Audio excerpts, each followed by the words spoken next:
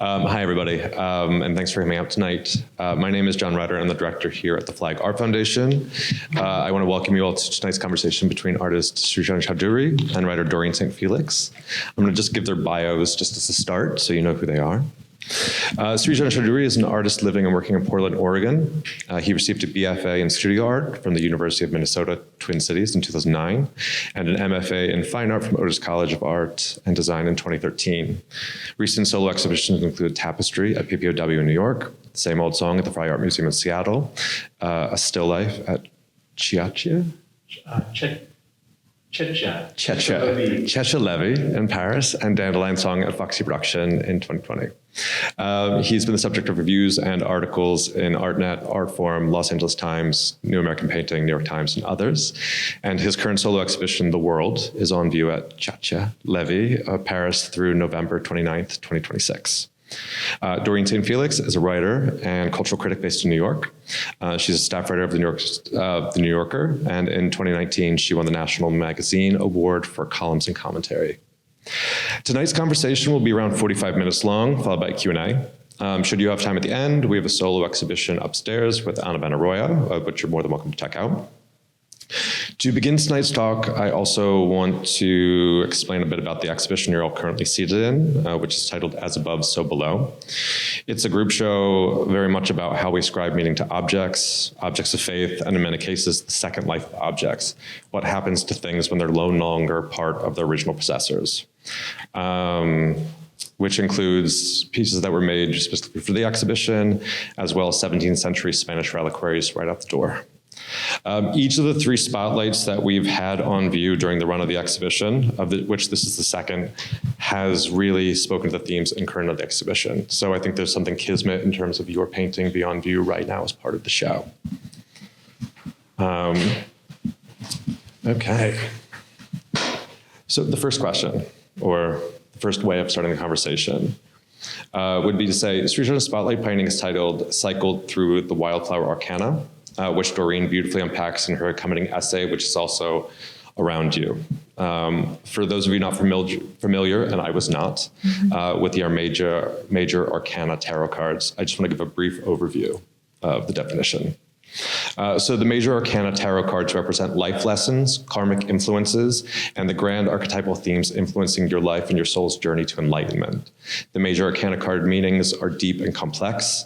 They can represent the structure of the human consciousness and hold the keys to life lessons passed down through the ages. Also known as the trump cards, the major arcana cards includes 21 numbered cards and one unnumbered card, which is known as the Fool.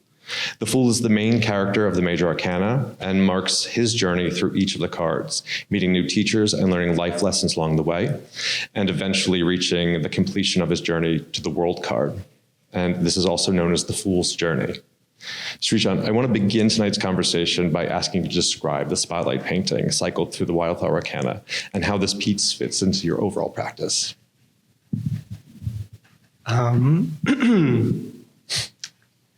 Yeah, I guess maybe I'll just describe what I said to you earlier. Perfect, sorry. Which I also said to you, which was about a year ago, I had this sort of thought.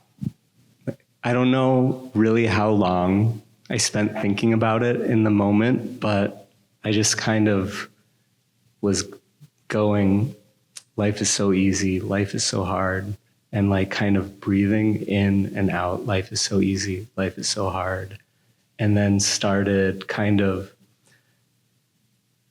breathing in, life is so easy, and then breathing in so much that it was painful, and then I'd go, life is so hard, breathe out and go, life is so easy, breathe out so much that it was painful, go, life is so hard, breathe in, life is so easy, just hold it. And then doing that for a while, then I started kind of imagining life is so easy over the course of like a lifetime to like when life is so hard, then imagining like an era of civilization, and then kind of eventually was imagining the Big Bang to like the black hole that the universe gets sucked into, and then when it like starts again, I guess. And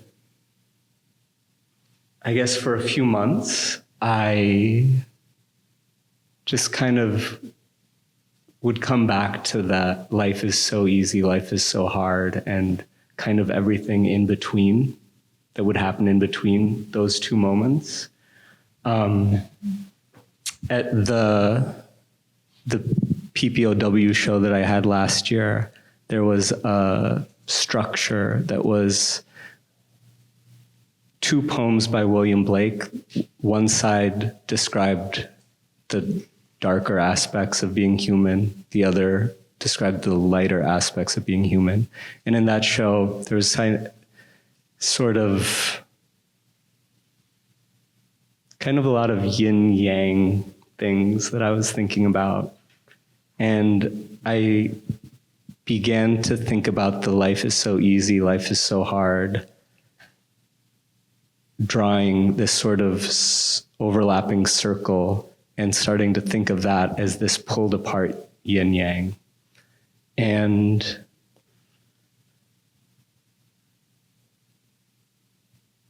beginning to see it as an image, or feeling like an image would be a way for me to have a better understanding of whatever this life is so easy, life is so hard thought was that I kept on coming back to, and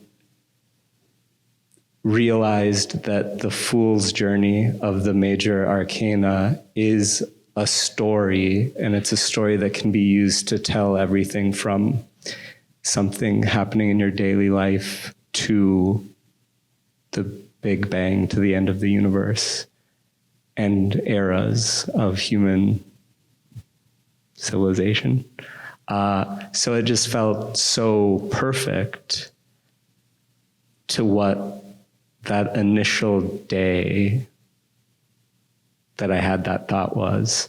So it was like sort of this 3-month period of just sort of like slowly thinking about this same thought over and over again for just like moments at a time. Usually like after I put my kids to bed, or like as I was putting them to bed. It's just this kind of like time actually where I kind of get most of my painting ideas, or like have time to like finally think about painting. I get like most of my painting done like when I'm like thinking as I'm putting them to bed, maybe idea-wise. So that is how I got that painting. Fantastic. I think an integral part of the Spotlight series is also pairing artists and writers. You have the visual medium and then you have the written medium. And I think it's so rare when we put together an exhibition, we're normally only thinking about a press text to contextualize a whole body of objects coming together to tell a story. Here's a scenario where you simply have an artwork, which is a concentrated kind of idea, space, and story in and of itself. And then the invitation is for a writer to come in and interpret it as they like. This is the first time we've actually had a writer be physically a part of the painting. So I'd be interested to know a little bit more about your relationship to one another, how long you've known each other, and also what the process was sitting for painting, and also now seeing the painting and seeing yourself in the painting. Right. Do you want me to answer the first question? I wonder if you'll agree, if this is how we know each other. So we happen to share a very special person who is my partner. And that's how I met Srijon. And I met Srijon not as an artist, I guess you could say. There are ways that you can encounter someone who makes art that therefore puts their identity as an artist, like at the forefront. But to me, he was just this guy that Vlad had known for 20 years. And then the next time that I saw you, you were actually posing my partner for a painting that he eventually, moved into, his spirit moved into. And yet at that moment, I still hadn't really seen Srijon's work in person. And then when I finally did, it felt interestingly almost like a reintroduction or like a meeting again. That was obviously nonverbal, that didn't really necessitate you as a person. And there was something about it that I found to be very destabilizing to my identity as a critic, because the only way I can like maintain coherence is by putting a bit of like a shelter or protection around me, where it's like, I go in, the artwork speaks for itself. Yes, I consult biography, but most of the artists that I write about, I don't really know, let alone know in a way that I feel I know them well. And so when I saw, you know, at the PPOW show, and when I was kind of like moving my body around the William Blake gate, I felt like I had entered sort of like a deeper level of knowing you or understanding you that didn't involve having to interact with you. And that's very like intimate and raw and mysterious. And sitting for what was initially a photograph, because if I can talk about your process, it's not that Srijon is necessarily, I don't know if this like stands all the time, but posing someone and painting them, there is that intermediary step of that person being photographed. I remember feeling like I could hear my own breaths. I felt so aware of my body in a way that was almost like embarrassing, because I felt such a strong yearning to be perfect for you. I wanted to be exactly what you needed, but I didn't know what you needed, because of course, the artist has to go to a very private space in order to make the work that they make. And the next day after the photographs were taken, I remember thinking like, I have no control over how they're going to be used, over what life they're going to assume. And it's exactly counter to what I do as a writer. Like being a writer, especially a critic, when you're writing about art, obviously you feel that you're communing with the piece, but there is also an element of sort of stealing it and taking it and using it for your own purposes. And this experience has complicated that relationship for me in a way that I find like just like really sexy and exhilarating, and has opened for me a possibility of like including more of the I in a piece, where the I isn't necessarily an eye of judgment. It's more of an eye of experience. But what's interesting about that is also, I think, Janelle Porter had done a show at ICA Boston, which has come up multiple times today, but it's the idea of like dance for camera. And once the camera turns on, like we perform differently in front of it. I think once we know or have a relationship to the person also behind the camera, it becomes a really interesting scenario where, of course, it's this idea of wanting to be perfect or wanting to be the perfect model or give what you think the painting wants you to bring out of. It's also fascinating then to kind of give it away and now see it so many months later kind of come together in a different form. Right. Srijon, do you think about what your models are thinking when you are? I do.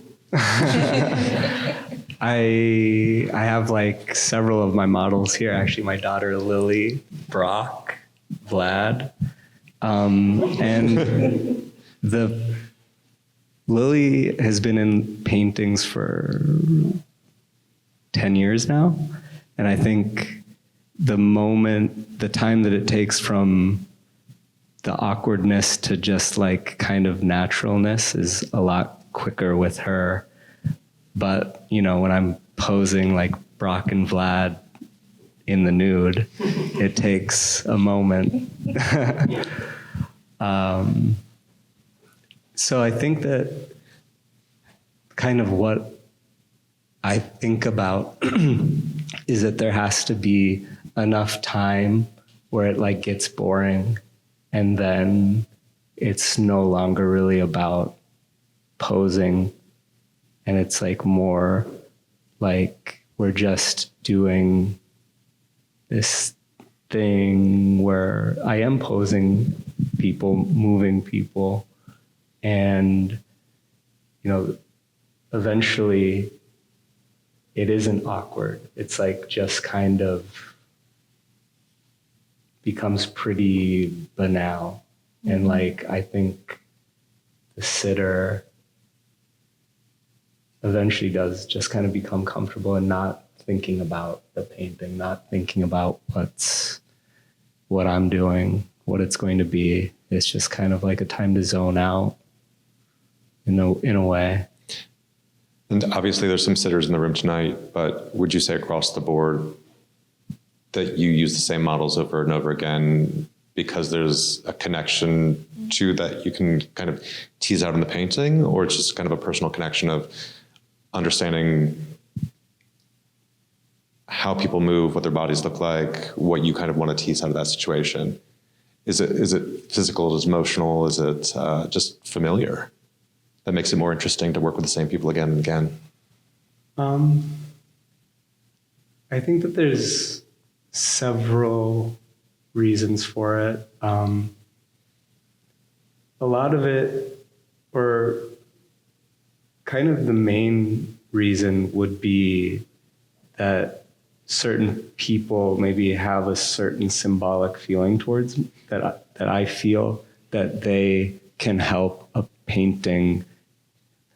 Like all of my paintings I have, they kind of start with an idea or a feeling that I want to get across. So having a person that I think kind of embodies those feelings, it's like a tool, I guess, that helps. But I also really like the idea of seeing a person age through an art practice. When I was, I think like 18 or 19, I saw a show by Nan Golden that was a friend of hers that she photographed over the course of like, I don't know, 15 or 20 years, maybe more. But, you know, he started just as this like beautiful young, I don't know, 17-year-old party boy. And like at the end of it, like was like, you know, paunch, members only jacket, like whatever that is, the ball thing. And like seeing that, like that she stuck to it with the same camera too. Like it was just really, that was amazing. And it's, I guess that show, you know, you kind of dance around the meaning of life or something in a very straightforward way, which is incredible. For me, that's what that show did. Like the actual meaning of the show was not in the work, was not like talked about, but was like felt. Like it was in the work without explicitly being there. And I think that, you know, just like being with the same people in paintings for hopefully a long time. What was interesting about that is I would say we did an exhibition here in 2023 called Friends and Lovers, which we had two portraits of Anna in. One downstairs, which was literally right across from an Anne Golden, and then one upstairs when she was pregnant. And I would say so much of what that show was about, which was kind of surprising, is that two of the sitters or two of the friends in Nan's photograph were also featured on the front wall, which was a retrospective, essentially, of Billy Sullivan's work of New York's downtown scene. And I think what also those relationships become is not only a tracking of how these people age and what life has brought to them, but also the idea that they're still in your life also becomes this kind of mirror to your own experience. So it's like also as they age, you age. Yeah. So I find that fascinating just in terms of, you know, going from either painting to sitters to photography. That is also like, I think who you paint is also the mirror reflects back at you and kind of who you surround yourself with. I find that fascinating. I think one of the things that I do want to talk about also, like that you were talking about before though, is the essay itself. Because what's fascinating is to have a personal history with the artist but also to not mention his name anywhere in the text. I thought that was a fascinating choice as a writer to only, I think, refer to him, and maybe occasionally, maybe only twice, as the painter. What was the choice to depersonalize, or what was the choice to kind of step back or remove oneself from the relationship? It's interesting. I think I became sort of besotted with this idea that in this dynamic, I was not a writer, which felt like a kind of freedom. And I maybe sort of indulged or deployed some like stereotypical ideas about what the sitter or the model, what courses through their mind in doing that kind of like non-work work. And so I knew that I wanted to have a kind of like frisson of fiction to the essay. It would be an essay, but I wanted it to read a little bit more like a piece of fiction. And I think that personalization or naming someone is like, it's the sort of bedrock of nonfiction writing and of essay writing, right? Because that's how you mark someone as being in the world. And I knew that I didn't want to exactly mark him as being in the world, because although there is like a lot of exegesis in that essay and there's like a lot of criticism, I did want to kind of get at something about the mystery of the artist, any artist. I think especially in, our kind of like post-research based art kind of era, there is, I think, a lost romanticism to the idea that there is like a very, blood and guts and muscles person who is, as anyone can see looking at Srijon's work, it's obviously, it takes so much like physicality and muscularity, and like you're obviously having to really exert yourself on the canvas in order to make these like extremely, as we were just talking about, John, detailed works. And I wanted to channel him as more of like a spirit, as opposed to this guy who lives in this part of the country and was born in 1987. And also it was just a space for me that was explicitly non-journalistic.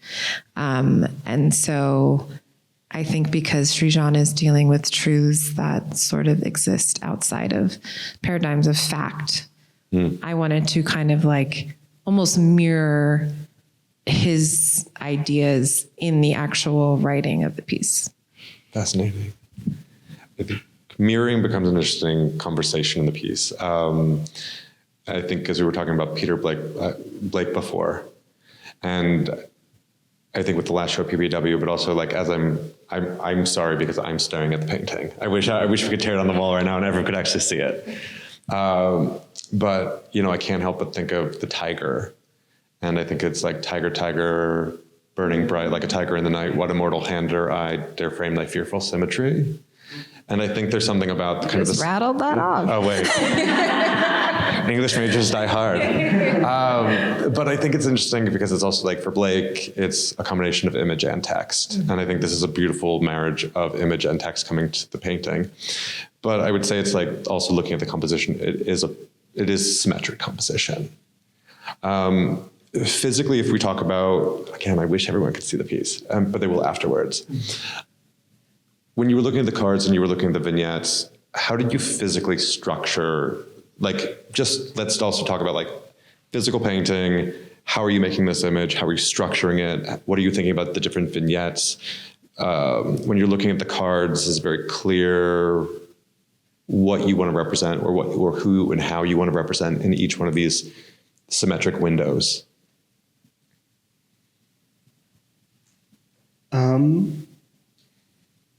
For like the main line, I was imagining sort of giving myself an ideal reading with no pain and like all gain to will that into happening. But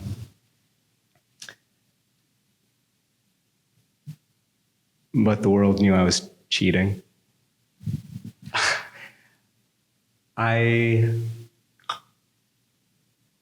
So I bought my first tarot deck 8 years ago, right before my daughter was born, my daughter Inez. And I've kind of give myself readings like a couple times a year, and have to use a book to do it, but like it still works really well. But like this felt like an opportunity to begin the work of developing a very personal understanding of the cards that would be beyond what a book could give you, and would allow me to just kind of get those secrets that those cards offer. So there was, after that like initial line of cards, which I thought was going to be very helpful, and then it kind of falling through somehow immediately, life-wise, I started to think about what would be more honest and like kind of a symmetry of feelings, relationships between cards, and like another kind of line that would bisect that, it would bisect the easy line with maybe like a harder line of like work, like spiritual work or something. And then sort of having sort of mirrors within that, but using it as a way to think about each card in a personal way with people in my life. But also thinking about like the meaning of like the cards in a like if they were a reading, like 3 here, what is that kind of a reading? 3 here, what is that kind of a reading? This line. So I was thinking about it as readings, and then also as finally really beginning the deep understanding of the cards, which is like a lifelong process. And painting is also that kind of lifelong process. When you're doing the card readings and you're kind of consulting the book, does each card, are there more positive and negative readings of each card? And is it based on the cards that are thrown and the proximity that they are together? Or what's the process of reading cards? Because I find that fascinating. Yeah, I think the context of the question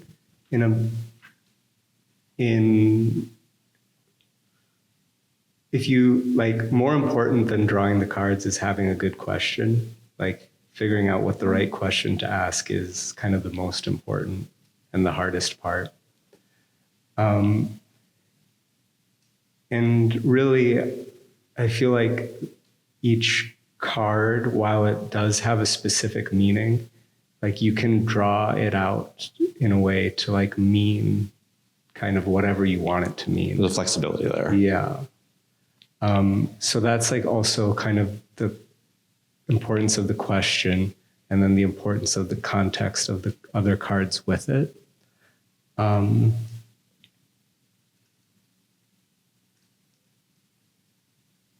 kind of forgot what you asked. No, it's fine. It's fine. One of the things I think is interesting is like I see when I first saw the Foxy production show in 2020, I think there are certain visual sympathies, ways that you let paint to work, certain colors, certain kind of sinewy ways of thinking about flesh, and kind of breaking that flesh down into these also little chapters, which then have these gradations of color in it. If anything, I feel like over the past few years, the work has gotten more compositionally complicated, and this is such a layered piece. I think a question that I would have for both of you, just because I think as makers, as writers, as artists, as people that are kind of in the visual space, is there a moment where and again, all of this is moving, but is there a moment that you feel like you've reached like your mature style where you can just go, where you have your, or like at what point do you feel like you found your voice? I know that's a big question, but I think it's an interesting one. Is that a question for both of us? I think that's, yeah, absolutely. Okay. I think it took me a long time to understand the concept of what voice even is. Or I didn't know that it was something in writing that was like categories, like that could be categorized or identified.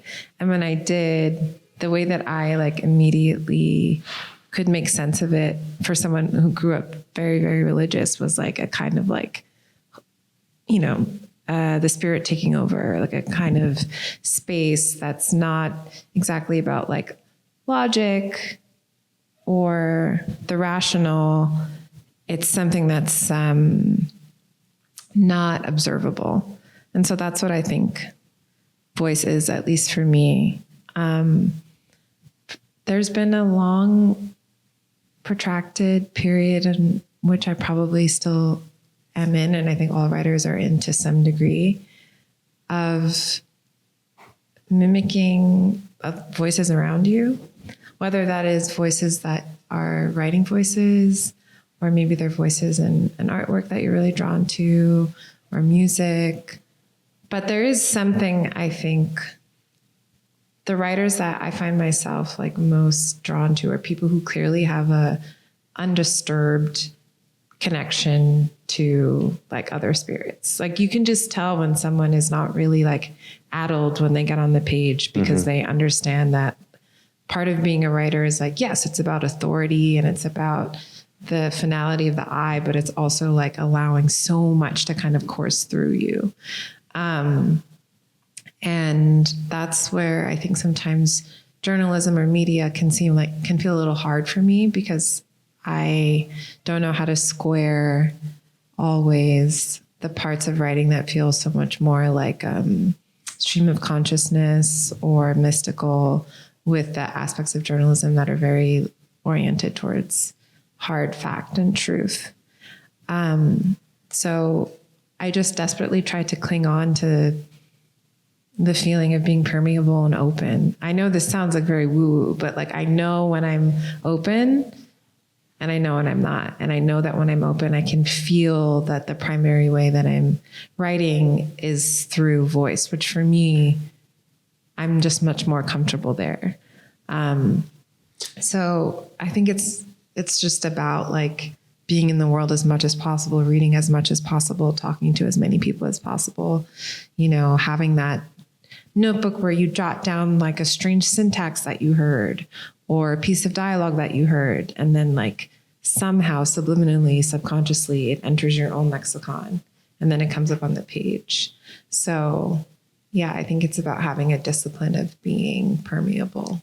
What I find interesting about making exhibitions here, and I've done it for now 11 years, is the idea that like every exhibition asks like a slightly different problem set and allows you to almost do a reapproach. Like I think as a contemporary exhibition space, we need to change like a chameleon every time the show asks us to.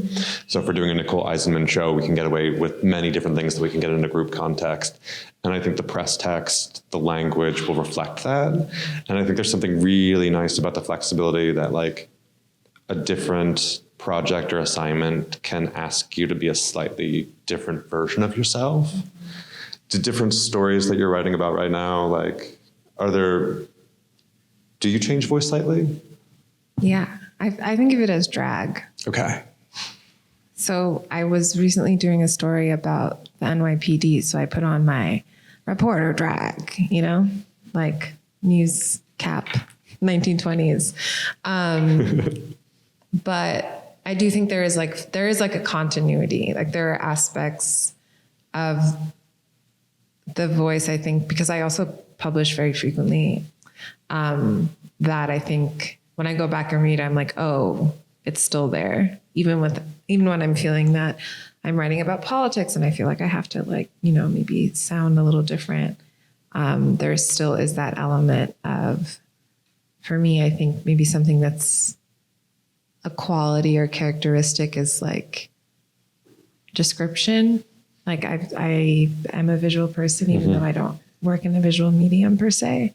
And so even when I'm writing a reported piece or politics, like there will still be a lot of that, because that's just the way that I'm like permeable to a story, I think. Got it. And then Srijon, kind of back to you with now the voice question, but also the idea that like, do different subject matters or different approaches to painting kind of allow for a flexibility of yourself?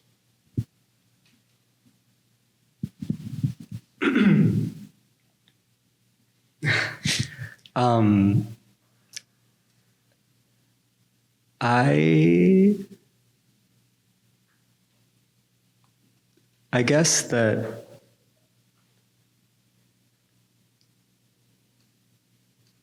I feel like there are so many kinds of painting that I love that have painting lessons in them to offer.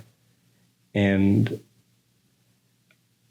I guess, I've been painting for 20 years now, and I definitely feel like I'm just at the very surface level of what I want to be able to do with painting.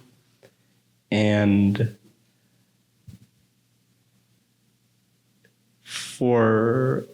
there was like a few years where for 1 year I would basically only use red in my palette, then blue, then slowly added more colors. The show at Foxy Production that you saw, everything was kind of like centered.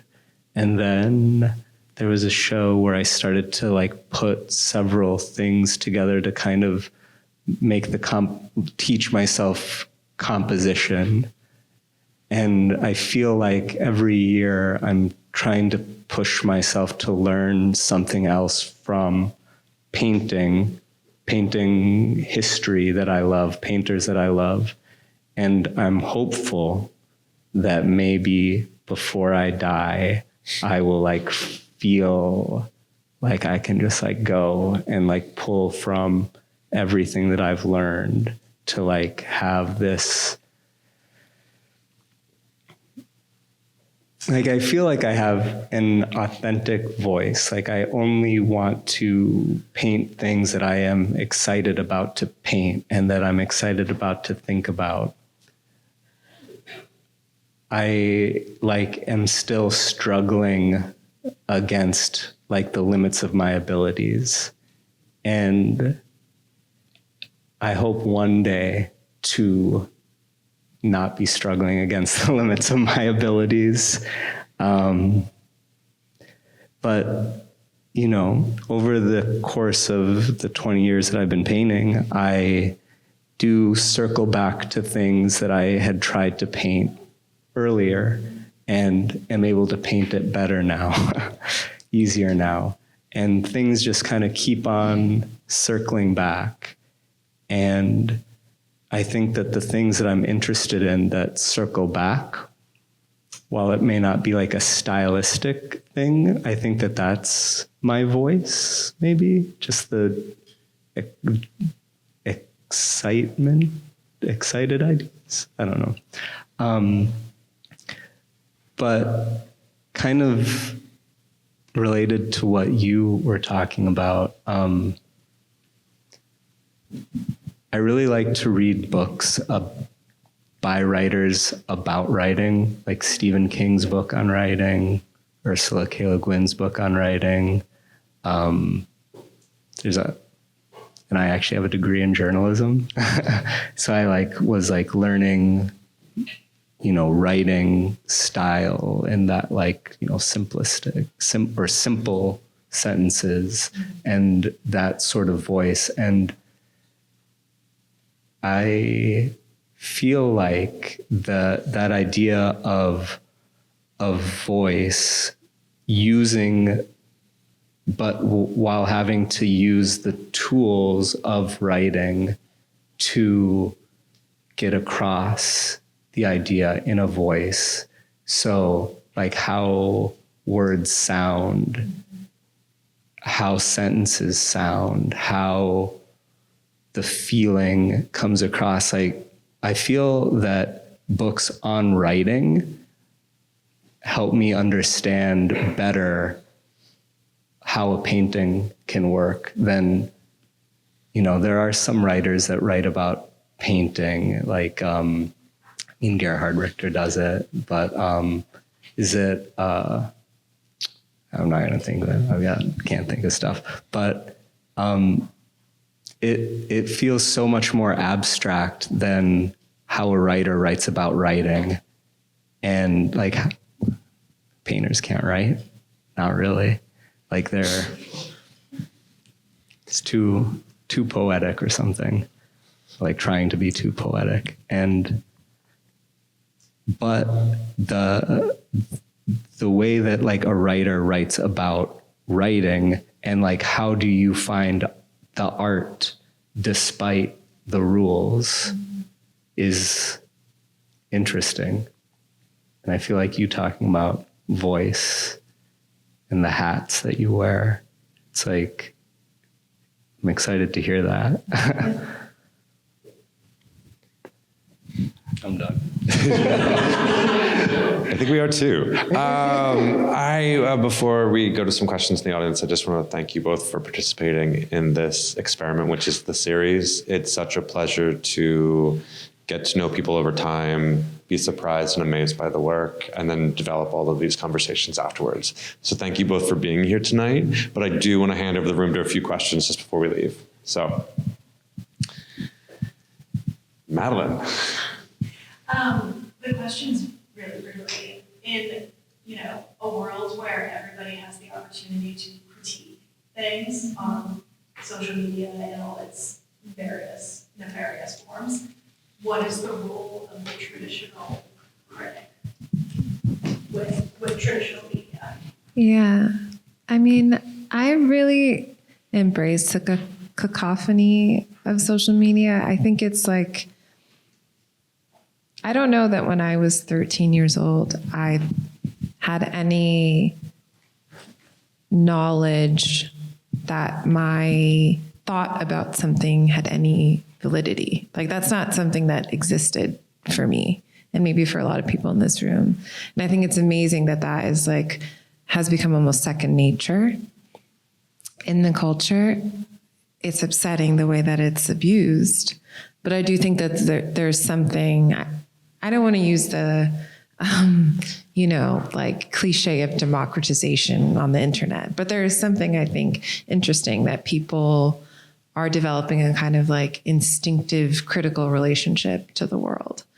I don't feel like threatened by it, because I think, and this is where like my kind of, stalwart Catholic upbringing comes in, but I think if you are curious and are interesting, like you'll always have an audience and people who will like talk with and work with your work, whether that's in traditional media or not. I've had like some stints with being like an actual traditional critic. Like I was a television critic for, I think maybe 2 years.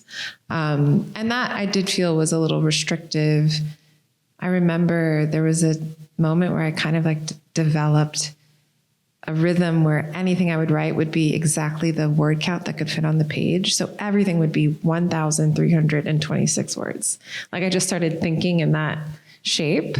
And so then obviously that introduces, I think, some limitations and restrictions that I decided that I wanted to maybe be free of. But again, it's a rule that if you give yourself a kind of space and force yourself to fit as much of the universe as what you did with your painting in that space, it can be really exhilarating and exciting. And all of a sudden you start focusing so much more on the like crispness of your arguments and word choice. Like it becomes so much more, it's like a heightened experience. It becomes like almost like a little druggy, you know? So my attitude is not to feel fear or to feel disdain or to feel condescension. I feel like I've weirdly become so much freer and less inhibited because of the way that criticism works online. It's like you can't write in a kind of traditional mode as a review critic when people are going on YouTube and Instagram and TikTok and like talking in this very free way. And so to me, I see that as like a kind of enlivening of the traditional media space. But I'm of course not naive about the threat that it poses, but I don't know, I believe in adaptation. So I hope that I can adapt.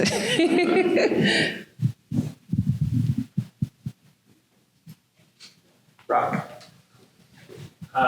You've now done this, I think, twice so far, where you kind of have made these paintings that are almost surveys of your work in a single painting.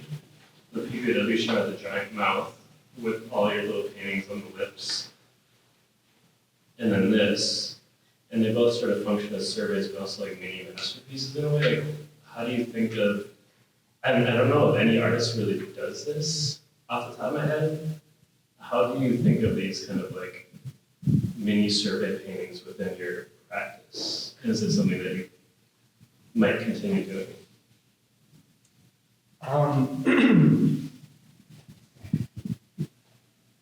There's, I guess the idea of like the memory theater or memory palace, like a mnemonic device to, memorize things.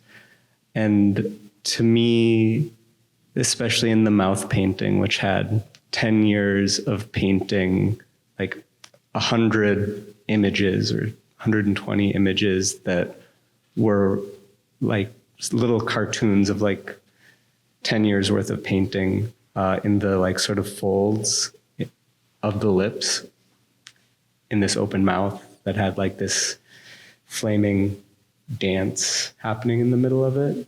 And that was, it felt like a way to just kind of quickly remember like the last 10 years of my life, I guess.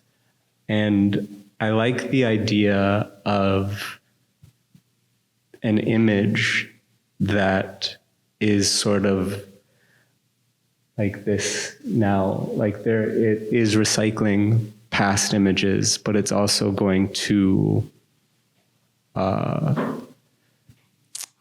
help me make future images, but it's also a tool to like remember the major arcana in this like personal way that I want to start thinking of it. I think that like every painting has like can be useful in a way for something. And I guess that the kind of specific thing that you're asking about, like the survey, is maybe this sort of way of like remembering my life.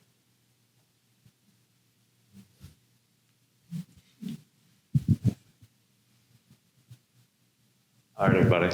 Thank you so much for coming tonight, and please stick around. Shows are open. Thank you.